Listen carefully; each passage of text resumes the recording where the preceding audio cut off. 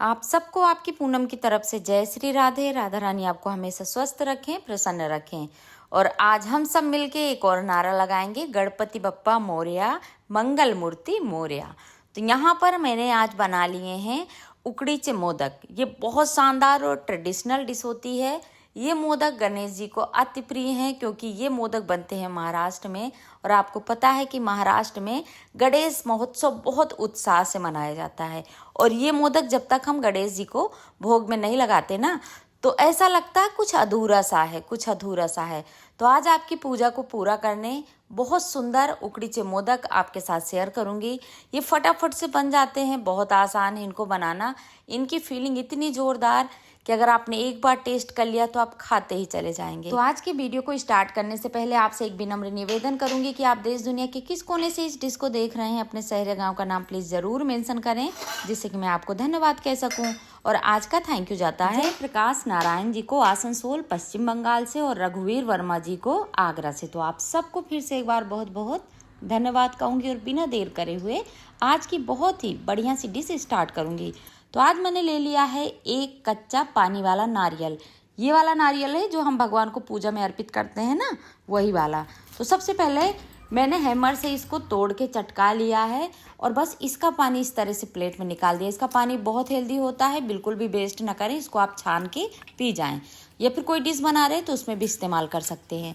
अब हमको नारियल के अंदर का पार्ट निकाल लेना है और ऊपर का भाग जो काला वाला भाग होता है ना गरी का, तो उसको आप पिलर से या फिर चाकू से छील लें और पूरे नारियल को एक बार धो लें, जिससे कि क्लीन हो जाएगा। तो मैंने नारियल निकाल लिया है, धो के भी रख दिया। अब हमको लेना है छोटा वाला मिक्सी जार, 7 से 8 इलायची 2 बार चला लेंगे, जिससे कि इसका छिलका उतर जाएगा। और बस इस तरह से सारे छिलकों को डाल देंगे चाय पत्ती के डब्बे में। और जो इसके दाने हैं ना, उसको बहुत अच्छे से एकदम बढ़िया से कूट के तैयार कर लेंगे। तो यहाँ पर मैंने ये बढ़िया सी इलायची कूट के साइड रख दी है। अब हमको उसी जार में डालना है नारियल। आप देख सकते हैं एकदम सफ़ेद सफ़ेद गरी है। तो बस हमने नारियल डाल दिया और अब हमको नारियल को पीस लेना है। अगर आप ग्रेट करना चाहते हैं नारियल को तो छोटे वाले ग्रेटर से, जो छोटा वाला छेद होता है ना कद्दूकस का, उसी से आप ग्रेट करें। यहाँ पर हमको नारियल के बड़े बड़े टुकड़े बिल्कुल भी नहीं चाहिए। तो सबसे आसान रहता है पीसना। मैं पीस के तैयार कर चुकी हूँ। और अब हम इसका मेजरमेंट करेंगे। तो आप कोई भी बर्तन इस्तेमाल कर सकते हैं। मेरे पास ये कप है तो मैंने यहाँ पर कप में डाल दिया है। तो ये करीब 1.25 कप ग्रेट नारियल तैयार है। ये देखिए। अब हमको क्या करना है, बाकी की चीज़ें भी मेजरमेंट करके ही डालनी है, तभी परफेक्ट टेस्ट आएगा और आपके ये मोदक बिगड़ेंगे नहीं। तो हमने यहाँ पर कढ़ाई में डाल दिया है, नॉन स्टिक कढ़ाई है, बिल्कुल भी घी तेल का इस्तेमाल नहीं किया। डायरेक्ट मैंने ये पिसा हुआ नारियल डाल दिया, फ्लेम को लो टू मीडियम कर दिया है और करीब 3 मिनट तक लो टू मीडियम फ्लेम में नारियल को सेक लिया। अब हमको क्या करना है, गुड़ लेना है। तो आप उतना ही गुड़ यहाँ पर इस्तेमाल करेंगे जितना हमने नारियल लिया है। यही परफेक्ट मेजरमेंट होता है। परफेक्ट मिठास आती है, ना बहुत मीठे होंगे और ना ही फीके होंगे। तो यहाँ पर मैंने 1.25 कप गुड़ भी ऐड कर दिया है। आप चाहें तो गुड़ को ग्रेट भी कर सकते हैं या फिर गुड़ का जो पाउडर आता है उसका भी आप इस्तेमाल कर सकते हैं। गैस की फ्लेम को अभी मैंने मीडियम कर दिया है और करीब 3 मिनट तक फिर से हम चलाएंगे। 3 मिनट बाद सच में कमाल की खुशबू आ रही है, जबकि अभी 2 ही चीज़ें ऐड करी हैं, बाकी चीज़ें तो हम बाद में मिलाएंगे। आप देख सकते हैं सारा गुड़ मेल्ट हो चुका है। अब हमको इस डो को गाढ़ा कर लेना है। यहाँ पर पतला डो रखेंगे ना तो मोदक के बाहर फीलिंग आ जाएगी। और बस जो हमने इलायची पाउडर कूटा था उसको डाल देंगे और बस अब हमको इस डो को एक प्लेट में निकाल देना है ठंडा होने के लिए। आपको ये जो फीलिंग दिख रही है ना, ये टोटल गुड़ पे डिपेंड करती है कि किस तरह का कलर आएगा। अगर गुड़ लाइट कलर का होगा तो फीलिंग भी लाइट कलर की होगी, गुड़ डार्क होगा तो फीलिंग भी डार्क होगी। तो यहाँ पर बस आपको ये देखना है कि फीलिंग आपकी गीली ना रह जाए। तो बस अब हमने फीलिंग को ठंडा होने के लिए रख दिया है और 2 कप चावल का आटा ले लिया है। मैं घर में भी चावल का आटा बनाती हूँ, लेकिन आज नहीं था तो मार्केट से ही लेके आ गई। अब हमने 2 कप चावल का आटा लिया है तो एक नॉन स्टिक बर्तन लेंगे और उसमें डाल देंगे 2 कप ही पानी। परफेक्ट मेजरमेंट आपको सारी चीज़ों का बता रही हूँ। और मेरे पास ये करीब 2 केजी दूध की मलाई थी, तो मैंने इसी पानी में इस मलाई को भी ऐड कर दिया है, अच्छे से मिक्स कर दिया। 2 से 3 पिंच सेंधा नमक डालेंगे और 1 चम्मच देसी घी डाल देंगे। सारी चीज़ों को अच्छे से मिक्स कर देंगे और बढ़िया से इस पानी में उबाल ले लेंगे। आप देख सकते हैं कि पानी में बढ़िया सा उबाल आ गया, आपको बबल दिखाई दे रहे होंगे, ये देखिए। तो ये बढ़िया सा पानी और दूध दोनों मिलके पक चुके हैं। अब हमको गैस की फ्लेम को ऑफ कर देना है और एक हाथ में बेलन ले लेना है। और ये जो हमने चावल का आटा लिया था ना, इसको इसी पानी में ऐड कर देना है और बेलन की ही सहायता से इस तरह से अच्छे से मिक्स कर देना है। फटाफट से काम हो जाता है केवल कुछ सेकंडों में। तो सारा आटा अच्छे से मिल गया है पानी में। तो इस तरह से बेलन में जितना भी मिक्स लगा है निकाल देंगे और इस आटे को ढक के करीब 5 मिनट के लिए छोड़ देंगे। तो चलिए 5 मिनट आटा रेस्ट कर चुका है, आटा हल्का ठंडा भी हो चुका है। तो अब हमको इस आटे को निकाल लेना है एक थाली में। तो इस तरह की कोई भी आप थाली ले सकते हैं। अब हमको क्या करना है, आटे को निकाल लेना है और आटे को अच्छे से मसलना है, एकदम चिकना डो बना के तैयार कर लेना है। अगर आटा आपको हाथों में गर्म महसूस हो रहा है ना, तो आप ग्लास वगैरह से अच्छे से आटे को मसल सकते हैं। अगर यहाँ पर आपके चावल का आटा थोड़ा सा गीला हो गया है तो आप यहाँ पर सूखा चावल का आटा ऐड कर सकते हैं। और अगर चावल का आटा बहुत ज़्यादा हार्ड है तो यहाँ पर आप थोड़ा सा पानी या फिर दूध के छींटे भी लगा सकते हैं।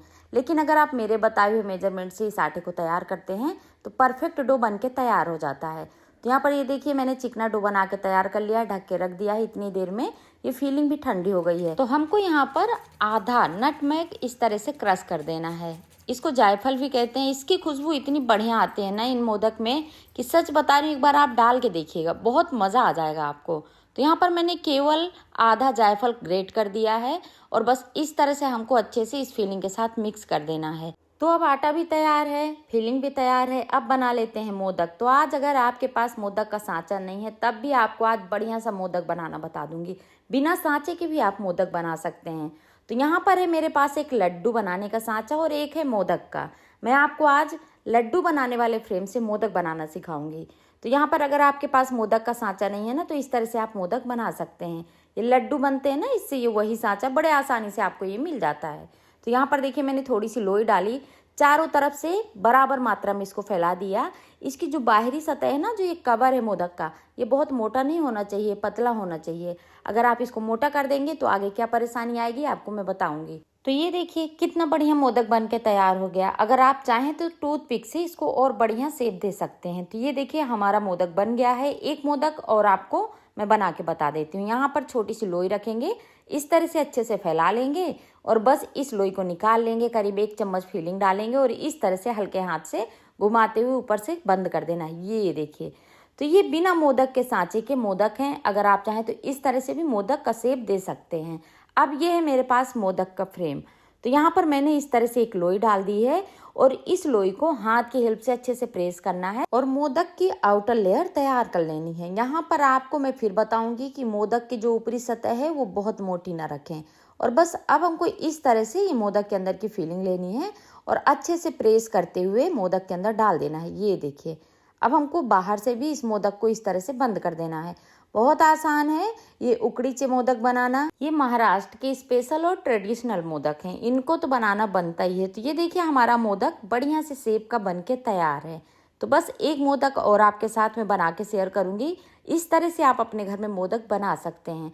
जब भी आप इस तरह के मोदक बनाते हैं तो आपको जितनी भी टिप मैं बता रही हूँ सारी चीज़ें फॉलो करिएगा, तभी परफेक्ट स्वाद वाले और मुंह में घुल जाने वाले मोदक बन के तैयार होंगे। और आपको पता है कि इन मोदक को जब भी आप बनाने बैठेंगे ना, तो केवल 17 से 18 मिनट के अंदर ये मोदक बन के तैयार हो जाते हैं। तो ये देखिए दूसरा मोदक भी मैंने बना के तैयार कर लिया है।